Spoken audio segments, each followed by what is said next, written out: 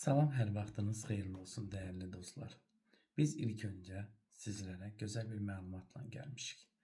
Bugünkü istiqamətdə biz insan nə etməli? Həyatında hansı istiqamətlər və hansı mərhələdən keçməlidir uğura çatmaq üçün? İlk öncə o sualı sizə cavabını aydınlatmaq üçün gəlmişəm. Gəlin ilk öncə hər birimiz yaşadığımız həyatın çətinliyini və yaşadığımız həyatın ən ağır dövrünü xatırlayaq. Və baxın, həmin dövrlərdə yaşadığınız ən ağır travmalarınız sizin ya maddiyyatla, ya sağlamlıqla olmuşdur. Nəyə görə? Dərindən fikirləşin. Biz hər şeyi maddiyyata çevirməyə öyrəşmiş və hər şeyi maddiyyat üzərində qurmuş insanlarıq. Hər birimizin fikrimizdə, düşüncəmizdə ilk öncə maddiyyat və ilk öncə sağlamlıq ön plandadır. Çünki biz bu günlərim öz ruhumuzla bir savaşdayıq. Gəlin ilk öncə özümüzə sual verək. Niyə görə öz ruhumuzla bu qədər dərin savaşa girmişik və bu qədər dərin savaşın içərisindəyik? Nəyə qazanmaq, nəyə əldə etmək istəyirik? Birinci onu fikirləşək. Niyə görə savaş alanına çöndərdiyimiz bu həyatımız sırf maddiyyat uğrunda getməli? Sırf maddiyyatla, sırf sağlamlıqla bağlı savaşda mı olmalıyıq biz? Gerçəkdən həyat missiyamız sadəcə maddiyyat və sağlamlıqdırmı?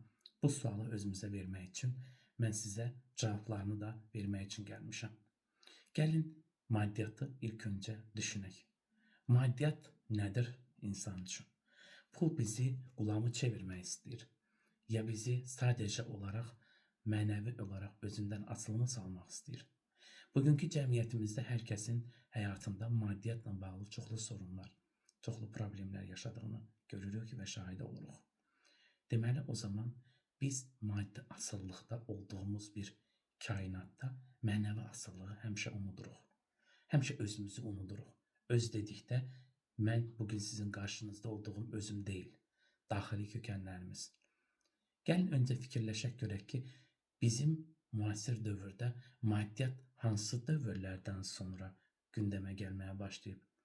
Köhnə dövrlərdə biz öyrənmişik ki, qarşılıqlı bir cəmiyyətdəydik. Yəni Amerikada kofe, Afrikada şokolad, Avrasiyada daşqaşlar, bir şey verirdinsə bir şey alırdın, qarşılıqlı bir kainatdaydıq. Bugün niyə görə hər şey maddiyyat, hər şeyin önünə keçdi, hər şey maddiyyat olmaya başladı? Çünki insan özünü unutduğu üçün sadəcə maddiyyatla inkişaf etməyi, sadəcə maddi aləmdə olduğunu xatırlamadı. Çünki insan tək maddi aləmdən asılı deyil. İnsan həm mənəvi aləmdən, həm ruhsal boyutdan, həm də maddi aləmdən asılıdır. Biz sadəcə bugün maddi aləm üçün yaşayırıq. Digər iki ruhsal və eyni zamanda bizim daxili şuurumuz və bizim daxili mənəviyyat yolumuzu unutduğumuz, Yaradanla bağlantımızı unutmuşuq. Biz gün ərzində fikirləşsək, Allaha nə qədər təşəkkür edirik. Mən 13 yaşımda çox ağır bir qəzadan keçmiş bir fərd olaraq və ölümlə üz-üzə gəlmiş bir insan olaraq sizlərə deyirəm. Sol tərəfimdə beynin yarımkürəsində 2 neçə sümük yoxdur. Dəri və beyin. Və təsvir edin ki, 19 ildir artıq elə bir həyat yaşayıram. Sizcə mən bugünkü gündə bu həyatı yaşamağım üçün hansı təşəkkür etmişəm Yaradana? Varoluşum üçün, hər günüm üçün. Biz bəzən hallarda həyatımızın elə bir dönəmlərini yaşayırıq. Unutqanlıq içərisində keçiririk. Bizi varoluşumuza, yaradılış sistemimizə təşəkkür etmək duyğusunu, təşəkkür etməyi unutmuşuq. Bax, ona görə də bu günlərim borcdayıq. Niyə görə? Çünki biz əsas borcumuzu unutmuşuq. Biz sadəcə maddi borclarımızı düşünürük. Biz yaradılışımıza etməli lazım olan təşəkkür borcumuzu unutduğumuz üçün bugün biz mənəvi aləmi və ruhsal boyutumuzu unudaraq maddi aləmdə olan borclarla əlləşirik. Gəlin ilk öncə özümüzə sual verək. Özümüzə, ruhumuza, Yaradanımıza gün ərzində nə qədər yada salıb, nə qədər təşəkkür edirik. Yəqin ki, bunu heç birimiz etmirik. Səhər saat 8-də işə gedirik, axşam saat 9-da işdən gəlirik. Elə deyilmi? Bir çoxlarımıza təbii ki, o versiya, bir çoxlarımıza təbii ki, o durumdur. Amma biz ilk öncə nə etməliyik? Biz yaradılışımıza, özümüzə təşəkkür etməliyik. Və təşəkkür duyğusu edilmədiyi halda borclar yığılır üst-üstə.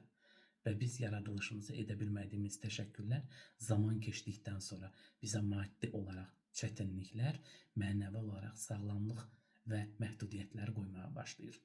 Özümüzü ayırmadığımız zaman, özümüzü sevib dəyərləndirmədiyimiz bu zamanda biz sınaqlarla qarşı-qarşıya qalırıq və onun adını müasir dövrdə biz karma qoymuşuq. Bəli, karma. Çünki karma nədir? Karma etdiyinin qarşılığını görmə kimi təyin olunur. Bəli, biz bugün nə edirik özümüzə? Özümüzü istismar edirik, ruhumuzu istismar edirik və bunun qarşılığında biz nə alırıq? Çünki ruh bizim üçün ən ali varlıqdır. Biz ruhumuzu istismar etdiyimiz hər bir gün üçün kainatdan sağlamlıqlarımızı itirməklə, maddi borclardan uzaqlaşa bilməməklə, mənəvi olaraq yükləmələrlə və daha sonra həyatımızın ən ağır dövrlərinə gəlib çıxmışıq. Bəs bugün ən böyük problemlərimizdən biri yaradılışımıza, özümüzə və yaradanımıza təşəkkür etməyi unutmuşuq. Biz Allahımıza etmək lazım olan təşəkkürü, minnətdarlığı unutmuşuq. Gəlin ilk öncə özümüzə sual verək. Biz unutduğumuz şeyləri bir ay içərisində xatırlasaq həyatımızda nə dəyişər? Bax, bu podkast sizin üçün özünüzü xatırlatmaq kimi olsun. Yəqin ki, bir çoxlarınız bunu keçəcəksiniz, baxmayacaqsınız axıra qədər. Axıra qədər baxanlar isə sadəcə gerçəkdən də arayışda olan insanlardır. Gəlin gerçək bir arayışımızı, gerçək bir mənəviyyatımızı hər birimiz üzərə çıxarmaq üçün çalışaq.